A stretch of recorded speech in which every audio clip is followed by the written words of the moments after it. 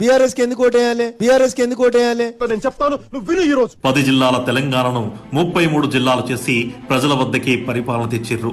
రోజుకు 7 గంటలే ఉండే విద్యుత్తును 24 గంటలు సరఫరా చేసిర్రు. రాష్ట్రంలో 26 మెడికల్ కాలేజీలు కట్టిర్రు. 1,30,00,000 ఉండే సాగు విస్తీర్ణాన్ని 2,09,00,000 ఎకరాలకు పెంచిర్రు. 289 మాత్రమే ఉన్న రెసిడెన్షియల్ పాఠశాలల్ని 1000కి పైగా పెంచిర్రు. ఐటీ ఎగుమతులను 57,000 కోట్ల నుండి 2,42,000 కోట్లకు పెంచిర్రు. మిషన్ భగీరథ ద్వారా ప్రతి మారుమూలకు తాగునీరు ఇచ్చిర్రు. 24 లక్షల టన్నులు ఉండే ధాన్యం సేకరణను 141 లక్షల టన్నులకు పెంచిర్రు. 1,24,000 ఉండే రాష్ట్ర తలసరి ఆదాయాన్ని 3,17,000కు పెంచిర్రు. సామాన్య మధ్యతరగతి ప్రజలకు ముందెన్నడూ లేని సంక్షేమ ఫలాలందించిర్రు. తెలంగాణ ఖ్యాతిని ప్రపంచానికి చాటి చెప్పిర్రు.